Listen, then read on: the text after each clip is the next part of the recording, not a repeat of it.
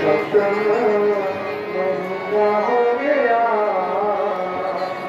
हाले तक ना खबर कोई आई, मुकनी मोहाल दिया जान की जनक जाई, मुकनी मोहाल दिया जान की जनक जाई।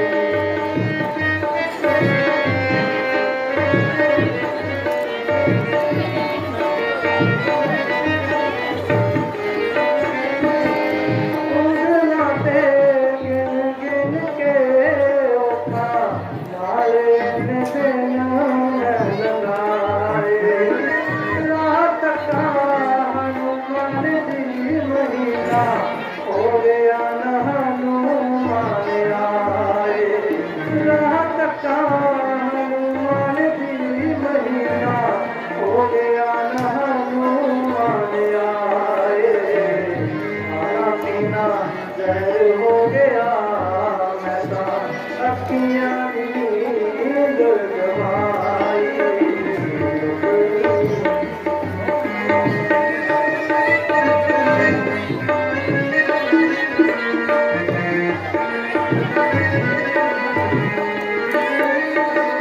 सीता नहीं लपनी मैं वक्त वक्त से पाया,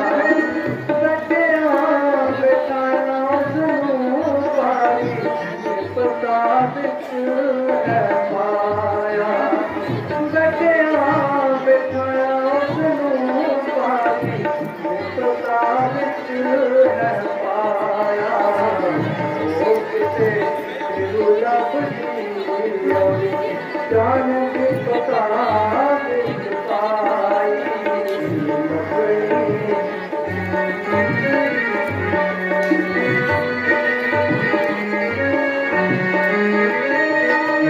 मेरे जहाँ महादुखिया कोई और ना जगत जिंदगी हराम हो गई पल्ले रह गया उम्र का रोना, जिंदगी हराम हो गई पल्ले रह गया उम्र का रोना, हमारा मन दूर हो गए जिंदगी की आस बताई,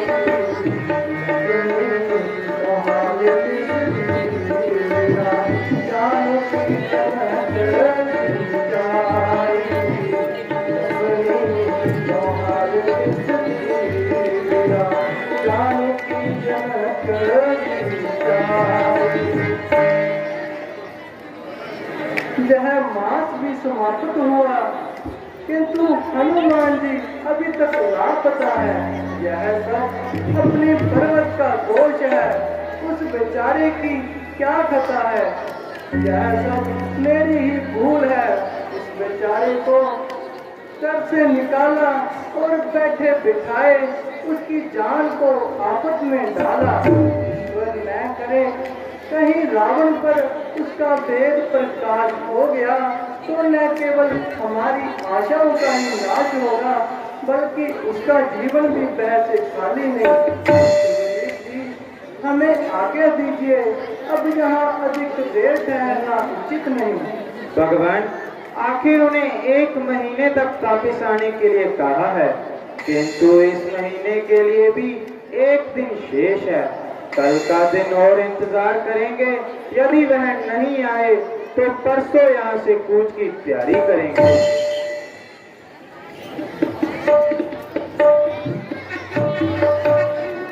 महाराज की जय हो। हनुमान जी तथा अंगद राजकुमार जामुन सहित तस्वीर लेके आए हैं।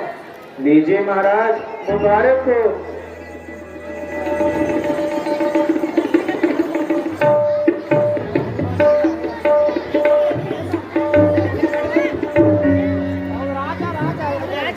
बोल सियापति रामचंद्र की।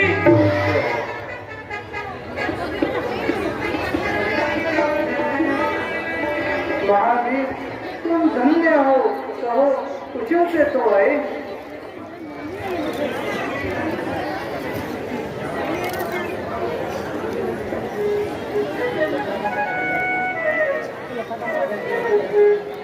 जब आपका आशीर्वाद मेरे साथ है तो कब संभव है कि मुझे कुछ हो पाए। सुनाओ, कुछ सीता जी की भी खबर लाए।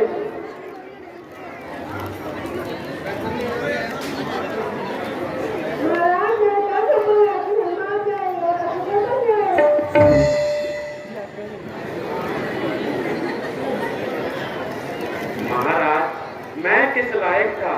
पराक्रम और सहायता तो आपकी थी, मैं तो केवल सहायक था। खैर, इस सदर लक्ष्य को जाने दो। जरा मतलब की बात सुना दो। भगवान, मैं विदित स्थानों पर खोज करता करता बड़ी मुश्किल से लंका पहुंचा। वहां हर जगह देखा बाला, बड़ी कठिनता से माता जी का सुराग निकाला। माता जी अशोक वाटिका में कैद हैं और सब प्रकार से जीवन से उम्मीद हैं। कुछ रावण के अत्याचारों से और कुछ आपके विरह के गम से, कुछ के अत्याचारों से और कुछ उस राक्षसों के अत्याचारों से। मुझ पर तो ये सारी चीजें जाहिर है, किंतु उनका वर्णन करना समझ से बाहर है।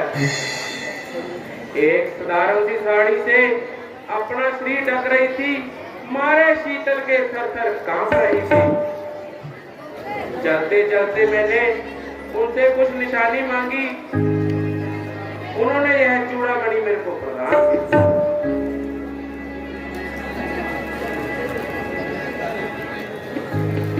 निसंदेह यह मेरी प्राण प्यारी की ही निशानी है। अच्छा, यह तो बताओ, तुम्हारी उनसे ही बात हुई या रावण से भी मुलाकात हुई? हाँ हाँ, मैं रावण से भी मुलाकात कराया हूँ और उसके बहादुरों से भी दो दो हाथ कराया हूँ। कईयों को बिछाड़ा और कईयों को जान से मारा। आखिर में उनकी सारी सभा में नीचा दिखाकर आया हूँ। बजाय इसके कि तुम उसको इस भांति नीचा दिखाते, इससे अच्छा था कि तुम उसे समझा बुझाकर सीधे मार्ग पर लाते। महाराज, मैंने अपना सारा जोर लगाया, किंतु उस अभिमानी ने मेरा बड़ी सभा में माहौल उड़ाया। आखिर में मेरे को मारने के लिए तलवार उठाई, किंतु उसके भाई विभीषण ने बीच में पड़कर मेरी जान बचाई। प्यारे हनुमान, आपने जो एहसान मेरे लिए किया है, मैं तहे दिल से तो आपका मशकूर हूँ, किंतु अभी आपका इस एहसान से ऋण होने से मजबूर हूँ। बल्कि इसका बदला तो मैं जीवन प्रत्यांत न दे सकूंगा। भगवान, बस रहने दीजिए, मुझे और लजीज न कीजिए। जो कुछ आप मेरे विषय में फरमा रहे हैं वह आपकी मेहरबानी है। जो कुछ मैंने किया वो तो मेरा फर्ज था। सुग्रीव जी, कहिए अब क्या विचार है? अभी हमें किस बात का इंतजार है? उधर रावण का सिर है और इधर हमारी तलवार। परंतु नल से पूछना चाहिए कि पुल के लिए क्या सामान शेष है? पुल के लिए सब सामान तैयार है, बल्कि बहुत सा भाग तो बनकर भी तैयार है। शेष भाग भी तैयार कर लेना चाहिए, क्योंकि पुल की तैयारी पर भी हमारी फौज का इंहिसार है। सावधान, सावधान। महाराज, अधिराज राक्षस राज लंकापति रावण पधार रहे हैं। रावण की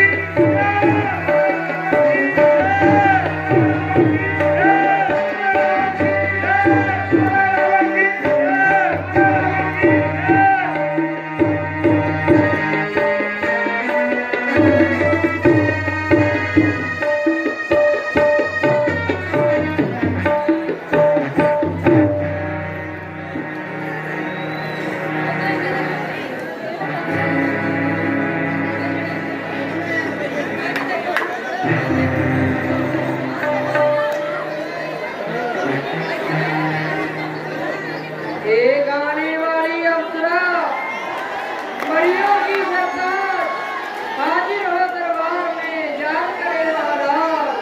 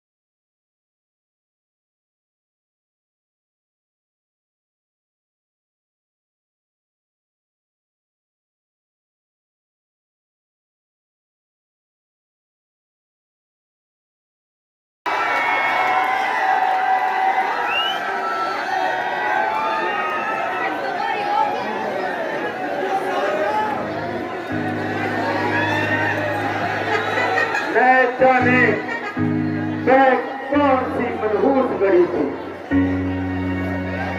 जब जय बिन बुलाए की नागहानी मेरे गले पड़ी थी।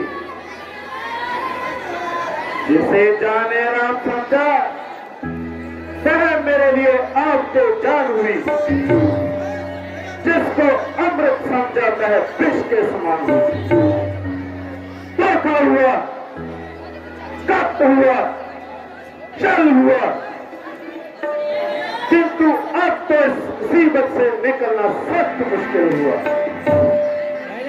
सांप के मुंह में छुछंदर, खाए तो कौड़ी, उगले तो कलंकी।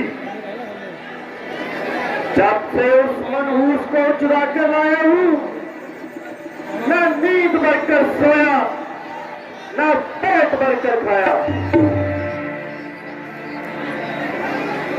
उसको छोड़ू तो नदामत, रखूं तो शामत।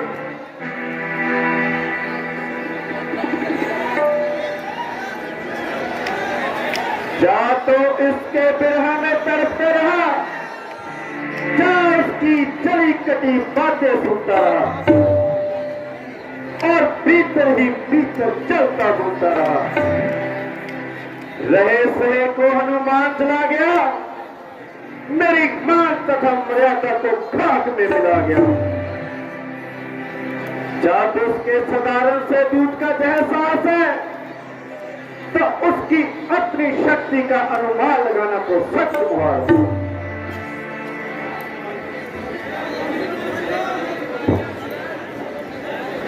महाराज को आज किस बात का मलाल है जो दुश्मन के मन पर इस कदर मलाल है?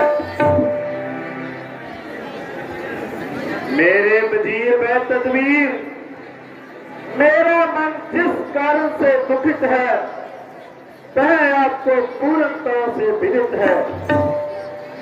जब से हनुमान सबकी आंखों में धूल जोकर बहुत से पीरों का वध कर कर अपने आप को साफ निकाल गया, तब से मेरे हृदय को बड़ा क्लेश हो रहा है और इस समय चह प्रश्न और भी दुर्पेश हो रहा है। जिसके दूध की इस भांति दिलेरी है तो उसके पास ऐसी सेना तो दुर्देरी है।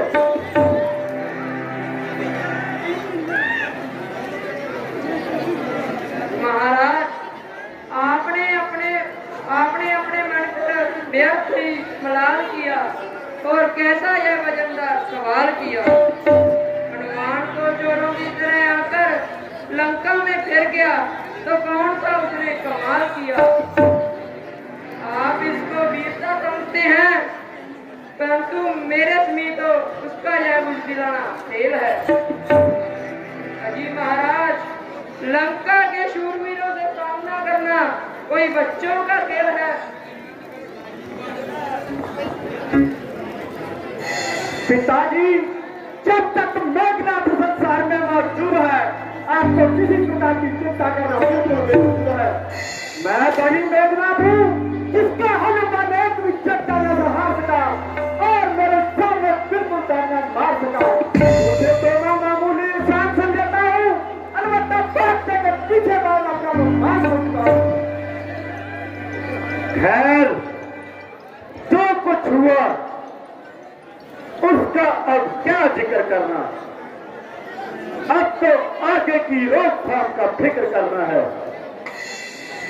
यूं तो मुझे किसी बात का गम नहीं, क्योंकि मेरे सूरवीर भी किसी से कम नहीं, बल्कि बिना मुआल का लंका के बहादुरों से मुकाबला करने के लिए जमीन में किसी में दम नहीं। मान लो कि वह इस ओर रुख करे भी तो वह नहीं जा, हम नहीं। भ्राता जी, आपके इस वक्त आपसे डरते हैं और इसलिए शांति बातें करते हैं। अग्नि तथा शत्रु को तो समझना अक्लबंदी से वायद है, इसलिए मेरी आपसे बार बार ताकीद है। जिस तरह हो सके इस बर्बादी को अपने गले से टालें और सारे कुल को होने वाले इलाज से बचाएं।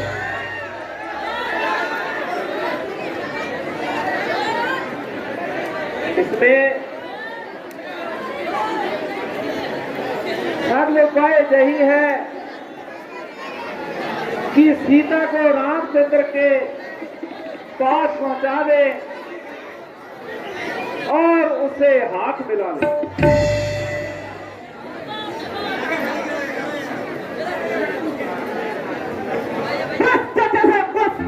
तो दुखी, जरा चुप हो जाइए। यदि आपको रामचंद्र से दिखना है तो कहीं छुप जाइए, फिर पर चाहे कितनी गवाही बने मगर अपनी शक्ल न दिखाना। आप जैसे निर्जल होते न हमारे कुल में पैदा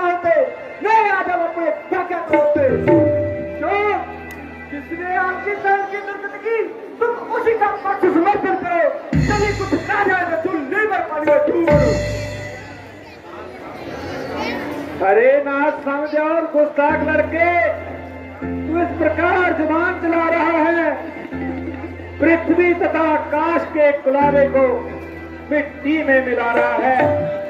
माना कि तू जोगन में मशहूर है, किंतु बुद्धि और समझ भी तुझसे लाखों को दूर है। पाली शत भर का लड़का, हाथ भर की जवान, जो मुंह से निकल गया वो ही फरमान। इस समय तू बहादुरी जता रहा है और अपने आप को आदित्य वीर बता रहा है। तू उस समय कहाँ मर गया जब अकेला हनुमान सबकी कीर्ति कर गया। जिस बात को मैं कहना चाहता था, अभी अब तक वक्त नहीं रहेगा चाहता है। इसमें भी आपकी साजिश और कृष्णा भी, जो हनुमान इस प्रकार जहां से भाग गया, मैं आप उसके अनुचित बात करते, मैं पिता जिस पर नजरे लग करते। मेरा दावा है कि हमारे साथ आपकी सहानुभूति केवल एक लोग दिखावा है, अन्यथा गुप्त रूप से आपकी श्री रामचंद्र से मिली जाती है।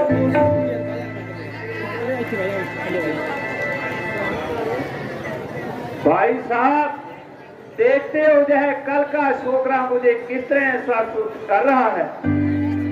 निस्संदेह जो कुछ कह रहा है बिल्कुल ठीक कह रहा है। शोक कि आप इसका अनुचित पक्ष लेकर मेरा जानबूझकर अपमान करवा रहे हो और इसकी पीठ ठोक ठोक कर मुझे शरेआम दुर्वचन फरमा रहे हो। अरे निर्लज, यदि मैं इसका पक्ष भी लेता हूं तो जो है तेरी तरह शत्रु का वफादार तो नहीं, तेरी भांति मुल्की और कौमी गद्दार तो नहीं। निस्संदेह तेरी शत्रु के साथ कोई गहरी साझवाज है, इसलिए हमारी प्रत्येक बात तेरे नजदीक काबिल एतराज है। हनुमान की वकालत करने के लिए तू आगे हट गया, जब मैंने उसका वध करना चाहा तू बीच में पड़ गया। अब मेघनाथ ने उनके विरुद्ध युद्ध की सलाह दी तो तू झट बीच में पड़ गया। जो कोई भी उनके विरुद्ध बोलता है तू झट अपनी जुबान कटोरता है। मैं हैरान हूं कि तू क्या इस कदर मेरी बर्बादी का कारण बनता है। भ्राता जी, यह आपकी भूल है, मेरे संबंध में ऐसा ख्याल बिल्कुल वजूद है। ना मैं कौमी गद्दार हूं और मैं रामचंद्र का वफादार हूं, बल्कि सच्चे दिल से आपका जानी सार हूं और आपके पसीने के बदले अपना रक्त बहाने को तैयार हूं। किंतु इस आने वाली खराबी को देखकर जरूर मददगार हूं जो आप छेड़ रहे हैं। जिस प्रयोजन सोती हुई राड को छेड़ रहे हैं, एक स्त्री वह भी पराई जिसके लिए इतनी खुरिंद लड़ाई। परंतु उनके दिल में क्या समाई जो उन्होंने अचानक शूर्पणखा की नाक उड़ाई। निसंदेह यह एक बात है जिसने आपकी तबीयत इस प्रकार भड़काई, किंतु वह खामखा उनके सिर आई और उसने अपने किए की सजा पाई। शर्म शर्म शर्म।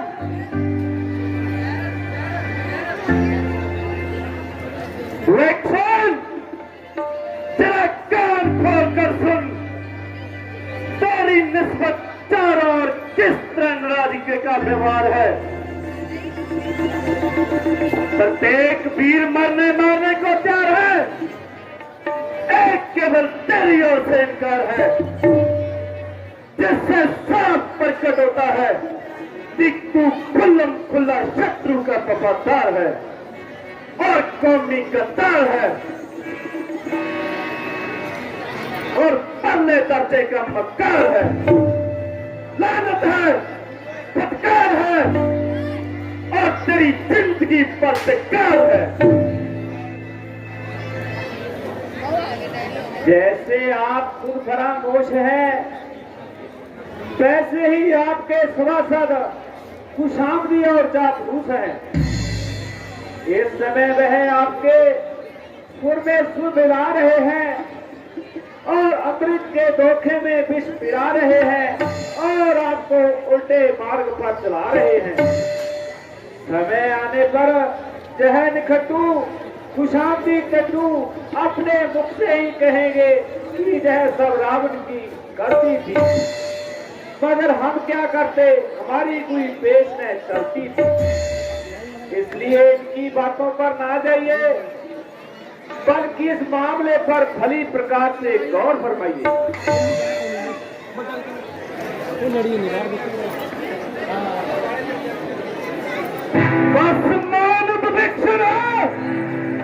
उचित है चंद सहोदर को, इस समय और होता कोई तो अभी काट देता सिर को। दुश्मन के आगे सिर झुकाए रावण का दस्तूर नहीं, मर जाना मंजूर मगर सीता देना मंजूर नहीं। घर वाला होकर घर ही को अपमानित कर रहा है तू, आबरू शत्रु सिंहासन की मिट्टी में मिला रहा है तू। और कायर कुलद्रोही कुलपति और चलो मेरी आंखों से उन्हीं को नीच सुना मिल जाता बच्चों में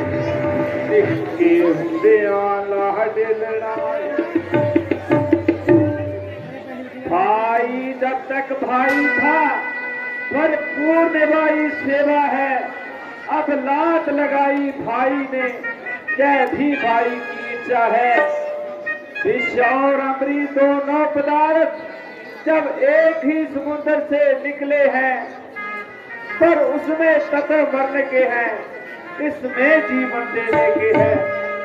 होनी जब सिर पे आती है तो आंधी ही मती होती है। तुम भटका करो कंकड़ों में, मैंने तो पाया मूर्ति है। अपराध क्षमा करना उसको जो होकर आज कठोर चला, लाखा हो तुम्हें मुबारक मैं श्री राम चरण की उद्धार करो।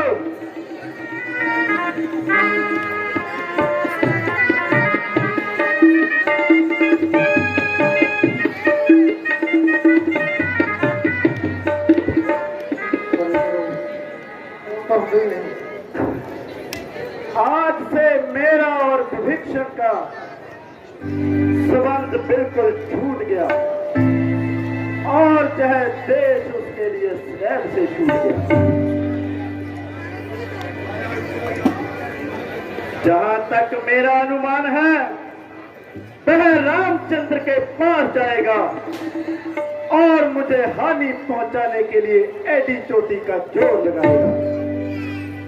यद्यपि विभीषण एक साधारण व्यक्ति है, किंतु एक घर के बेटी का शत्रु से मिल जाना मेरे लिए बायस कंपनी है।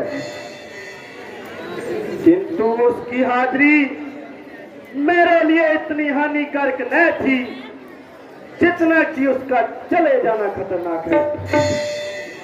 खैर, जो हुआ तो हुआ, अब कुंभकर्ण के पास जाता हूं और उसको अपना हमदर्द बनाता हूं। ऐसा ना हो कि वह भी मुझसे रंजीदा हो जाए और मामला खामखा से जीता हो जाए।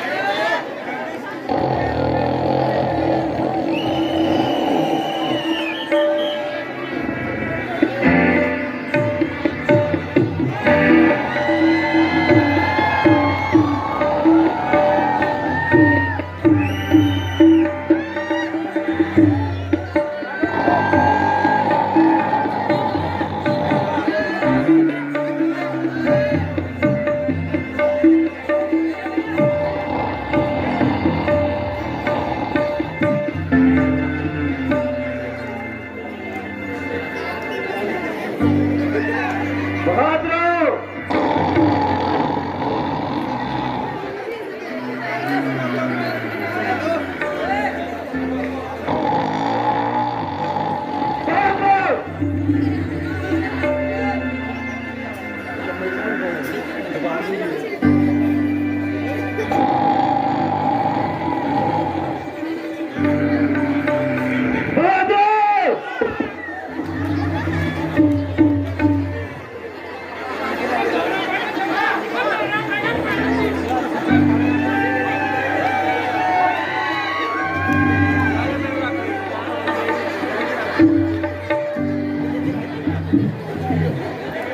इन्हें उठाया जाए।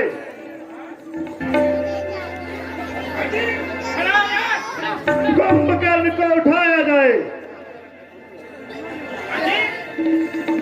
हमारे भाई कुंभकर्ण को उठाया जाए। आते हैं जी, खाते हैं। उठाओ, जल्दी करो। आते हैं जी। कौन वास्ते जेब सी बोल बोगे के खड़ुआ है। ये सुक्का क्यों सी यार, पहले मैं बोल के देखा। ਇਹਦਾ ਜਗਾ ਕੇ ਪੁੱਛਾਂਗੇ ਇਹਨਾਂ ਨੂੰ, ਜਗਾਓ ਤਾਂ ਨਹੀਂ ਪਹਿਲਾਂ।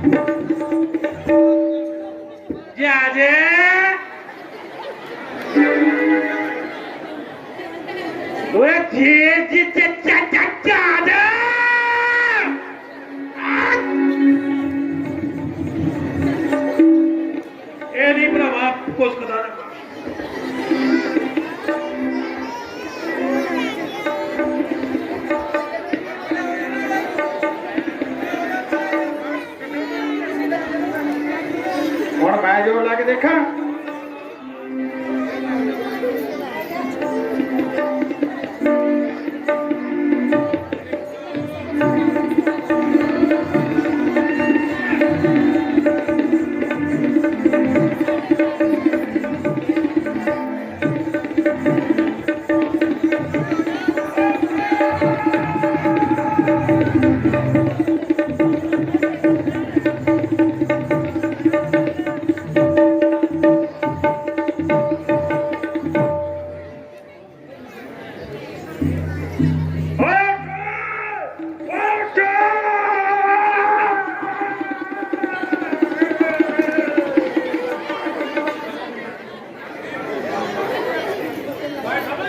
ਇਹਦਾ ਕੈਦੀ ਵਾਲੀ ਜੋੜੀ ਛੱਡਦਾ।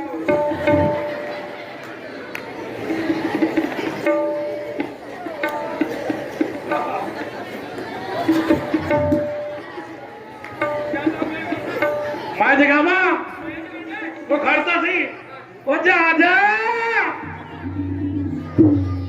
पर्ची आ गई सट्टे वाली, उठ खड़।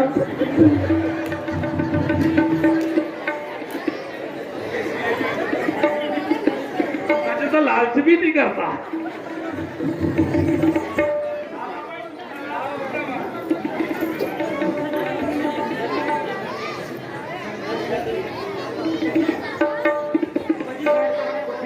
जाके देखा। पे पे पे पे पे पे पे पे पे पे पे पे पे पे पे पे पे पे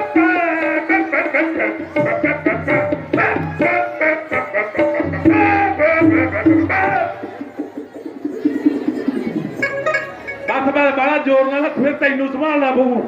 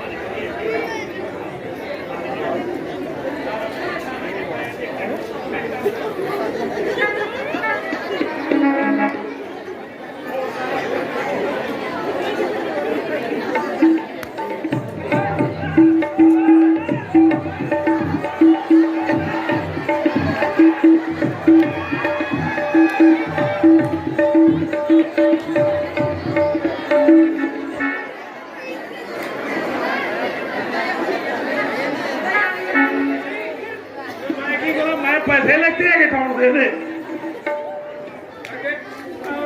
ओए ऐ करो कोई ये योगा करना है कि मैं कितनी जनता बैठा अगला बैठा। बहादुर, हाँ जी, इनके लिए कुछ खाने पीने के लिए मंगवाया जाए। ये खांदा की है जी?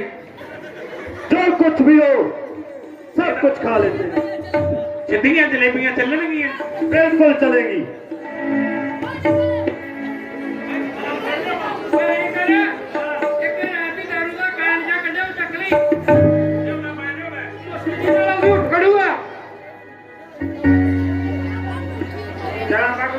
गाने में चर्चा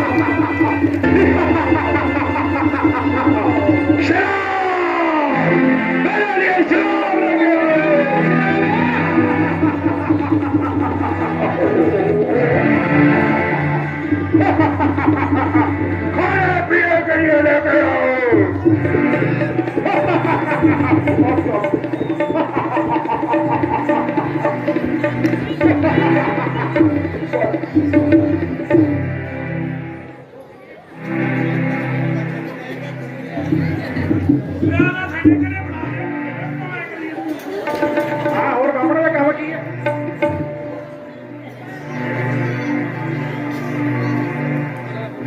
सरपंच वाले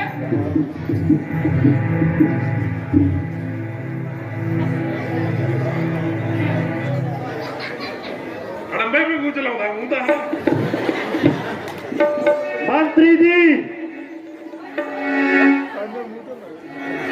हमारे भाई साहब के उठने की खुशी में एक गाना लगा दिया जाए।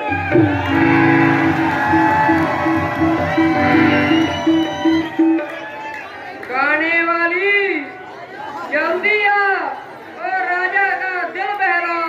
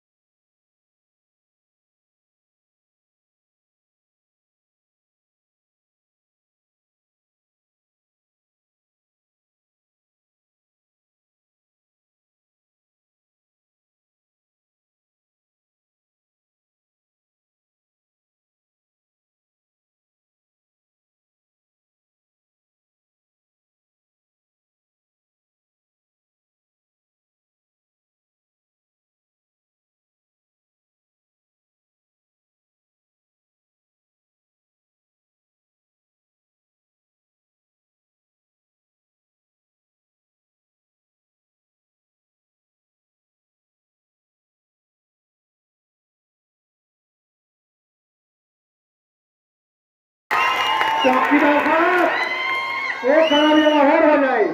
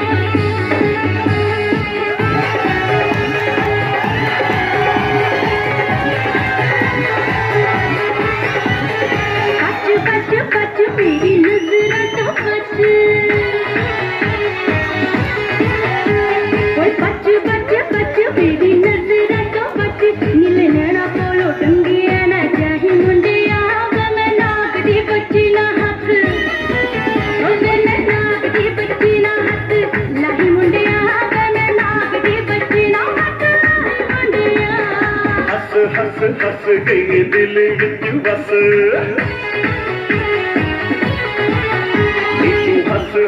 हस गई दिल विच बस हुण प्यार वाली बीन मैं बजाऊं कुड़िए नी तैनूं पील के पटारी विच नी तैनूं पील के पटारी विच पाऊं कुड़िए मैं तैनूं पील के पटारी विच पाऊं कुड़िए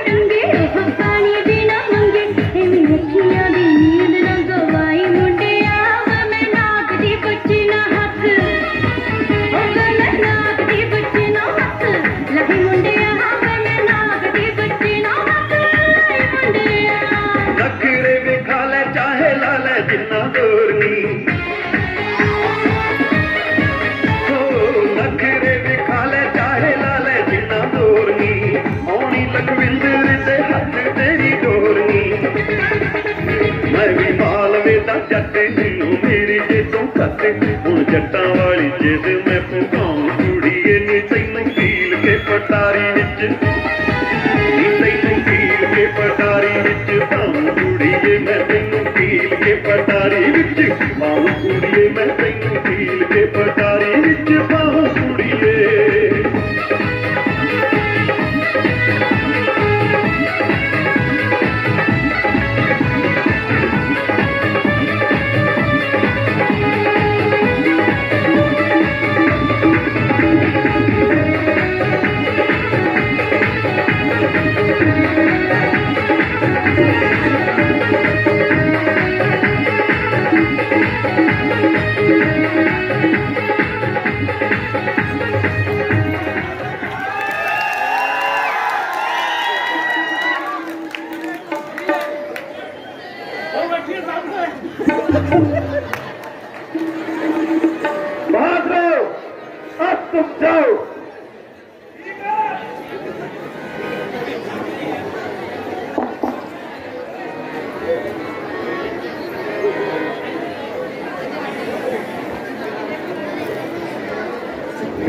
कुंभकर्ण तुम्हारे सोने से लंका की चांदी होती है जिसको रानी की पदवी थी देखो बांधी होती है ऐसा भी सोना क्या सोना जीवन सब जाए खर्रतों में कट जाए बहन की नाक कान तो पड़े रहो खर्रतों में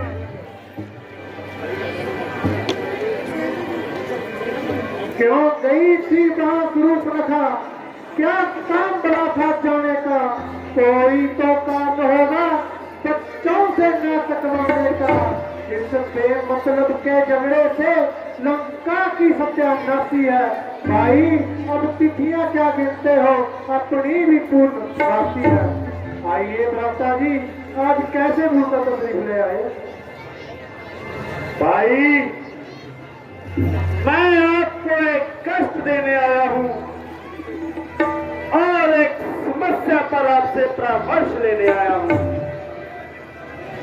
और तो मैं किसी से नहीं डरता परंतु आपको मालूम है कि आपकी सहमति के बिना कोई कार्य नहीं करता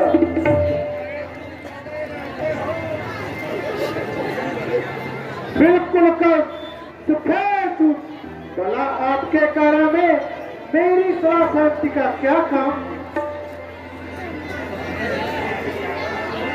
मिस्टर आज तक मैंने जो भी किया अपनी इच्छा से किया और किसी भी कार्य में आपका परामर्श नहीं लिया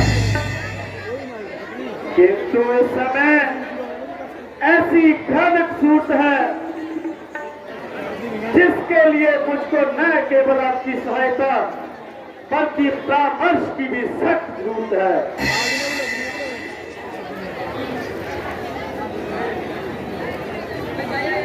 आखिर ऐसी कौन सी कठिन समस्या स्थित है जिसका आपका मन इस प्रकार स्थित है? भाई,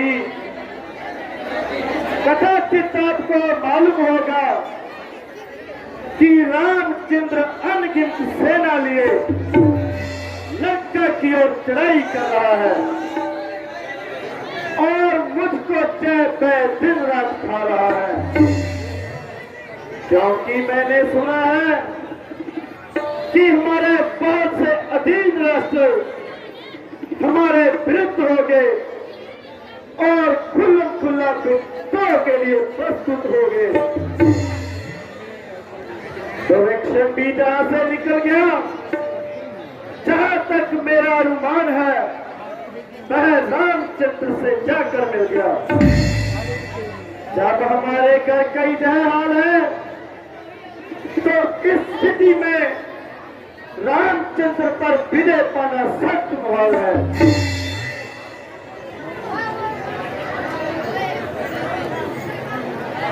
आप इस समय मुझसे परामर्श करने आ गए, किंतु उस समय तो आपने ना पूछा जब सीता को करवाए थे। आप रोकते क्या हो? तुम तो अपने किए की सजा देखो, इश्कबाजी का मजा। इतनी जल्दी दिल तोड़ने लगे हो, थोड़ा इतनी जल्दी उन्हें दिले छोड़ने लगे। प्रारंभ इश्क है, रुकता है क्या? आगे आगे देखना होता है क्या? शोक, मुझे जो आशा नहीं थी कि मेरे भाई ऐसे दगाबाज निकलेंगे। मैं तो एक भविष्य को रोता था, किंतु जहां तो आधा ही बिगड़ा पड़ा है। जिसे देखो कोई कानों तले हाथ रख के खड़ा है। मुझे तो परीक्षा हो गई और नहीं तो अपने भाइयों की परीक्षा हो गई। अगर तुम्हारा चाहे ख्याल है कि रावण लड़ाई से डरता है, इसलिए बार बार मेरी खुशामद करता है, तो चाहे तुम्हारी भूल है। मौत और खुशामद का तो नाम भी नहीं जानता मैं, बल्कि इसका प्रयोग करना तो काल से भी बुरा मानता हूं। अच्छा, क्षमा कीजिए, जिस प्रकार होगा देख लूंगा, किंतु भविष्य में आपके पास सहायता के लिए नहीं जाऊंगा। भाई साहब, असंतुष्ट होकर ना जाइए, जरा अपने गुस्से को जब्त फरमाइए। आपने मेरी बातों का उल्टा अर्थ निकाला, मेरे अभिप्राय को सुधार पर डाला। बड़ा मैंने ऐसी कौन सी बात कर कही कि आपने युद्ध की शक्ति ना रही, बाकी मेरा तो चाहे अभिप्राय है, चाहे कर आपकी काम के लायक नहीं, किंतु बुरा है जब बड़ा, हमारी जाने बड़ा, उनका तन मन से आपके साथ है। मेरे प्यारे भाई, मैं आपका अत्यंत कृतज्ञ हूं कि इस व्यक्ति के समय में आपने मेरी खीर बधाई। मैं अभी जाता हूं और किसी गुप्तचर को भेजकर उनकी सेना आदि का पता लगाता हूं। भगवान, एक आश्चर्य की बात सुनिए, रावण का भाई विभीषण आपसे शरण मांगता है। रावण का भाई विभीषण? हाँ भगवान। परंतु उसे ऐसा कौन सा अपराध हुआ जिसके कारण वह लंका छोड़ने पर मजबूर हुआ? सुना है विभीषण रावण के इस कार्य को अनुचित बताता था और उससे लड़ाई से दूर रखना चाहता था। जैसे दोनों में परस्पर कुछ तकरार हो गया और रावण के क्रोध का पारा पूरा एक हो गया। उसे आज्ञा दी गई कि वह इसी क्षण लंका की सीमा से चला जाए और जीवन भर अपना मुख न दिखलाए। तो आपका इस विषय में क्या विचार है? यह ऐसा विषय है जिसका निश्चय मेरी सम्मति से नहीं बल्कि बेहतर है सभी के परामर्श से लिया जाए।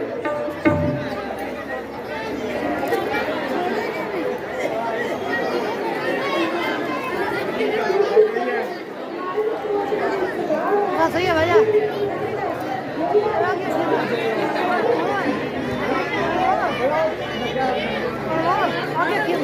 महाराज, जामवंत जी का फरमाना बिल्कुल सही है और मेरी सम्मति हुई यही है कि विभीषण नेक नीति से नहीं आया है बल्कि उसने यह एक पखंड बनाया है। इसलिए इस समस्या पर अच्छी तरह विचार कीजिए और सोच समझकर विभीषण पर एतबार कीजिए। मेरे विचार से हनुमान जी की राय ज्यादा वजनदार है, क्योंकि हम सबकी सहमति किसी अनुभव के आधार पर नहीं बल्कि अपना दिली ख्याल आधार है। हाँ हनुमान जी, कहिए आपका इस विषय में क्या विचार है? क्या विभीषण वास्तव में नाकाबिले एतबार है? और तो मैं कुछ नहीं कह सकता, लेकिन एक बात कहे बिना नहीं रह सकता। यदि उस दिन विभीषण जी ने मेरी बीच में बढ़कर जान न बचाई होती तो जिंदा लौटकर कभी ना आता। मेरा मन साक्षी देता है कि अगर उसकी नीयत बिल्कुल साफ है, यदि मान भी लिया जाए कि उसका कुछ और इरादा हो तो जीवित बचकर कहाँ जा सकता है। हाँ, यदि उसका मन साफ हुआ तो हमें बहुत कुछ लाभ पहुँचा सकता है। यह तो सब कुछ सच है, किंतु आप इस बात को अच्छी तरह विचार लें कि वह उस रावण का भाई है जिसके कंठ की सारे संसार में दुहाई है। बेशक मैं जानता हूँ कि वह रावण का भाई है, मगर मेहरबानी और भक्ति किसी खास कौम में नहीं आई है। बुरा न मानना, दूर न जाना, बाली आपका ही भाई था तो फिर वह किस तरह क्रोधी और अन्यायी था। बहुत अच्छा, यदि आपके समीप वह काबिल एतबार है तो हमें क्या इनकार है। तो आप जाइए, उनको इज्जत के साथ ले आइए।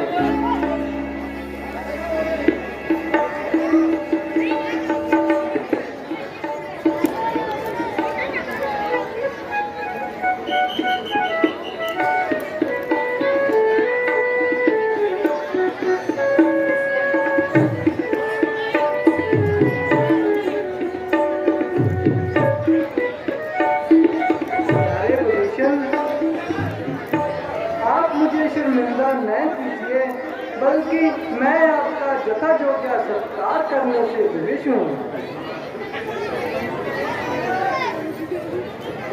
महाराज, जैसा आपको सुना था उससे कई गुणा बनकर पाया।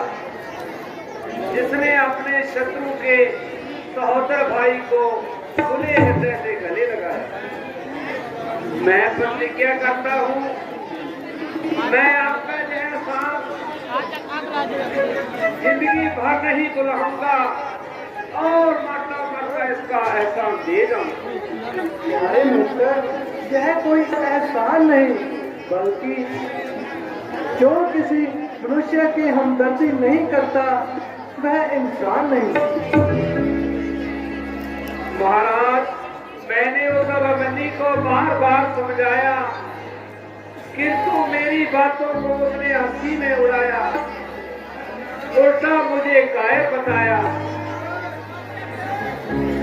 आखिर जब उसे अपने नाश पर प्रसन्न पाया तो विवश होकर उसका साथ छोड़कर आपकी शरण में आया।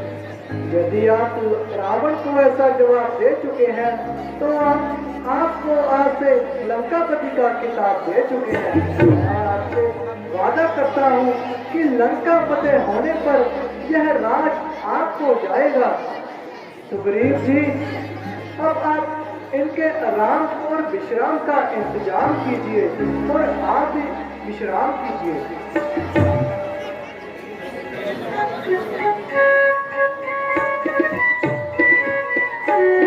माता जी, रावण अपने ही काल को अपनी गोद में पाल रहा है और एक एक करके अपनी भुजाओं को काट रहा है। हाँ भाई, जब किसी मनुष्य के नाश होने के दिन आते हैं तो उसके विचार उल्टे हो जाते हैं, क्योंकि रावण पहले दर्जे का विषय है, इसलिए उसकी बुद्धि तो सर्वदा मारी गई है। माता जी, चाहे रावण कितना भी मक्कार तथा ऐबी है, किंतु विभीषण जी का हमारे पास इस समय आना एक प्रकार की इमदाद जैसी है। सुग्रीव जी, कहिए अब क्या विचार है? हमारी सेना बिल्कुल तैयार है। मेरी राय में चढ़ाई करने से पहले उसे एक अवसर और दिया जाए और किसी योग्य अर्ची को लंका में भेजकर राजनीति के नियम को पूरा किया जाए। निसंदेह यह राजनीति का नियम तो जरूर है, मगर रावण पहले दर्जे का मजबूर है। कुछ भी हो, हमें उसकी बातों पर न जाना चाहिए और अपना कर्तव्य निभाना चाहिए। यदि आपका यह विचार है तो हमें क्या इनकार है। जिसे आप आज्ञा दें वही इस सेवा के लिए तैयार है।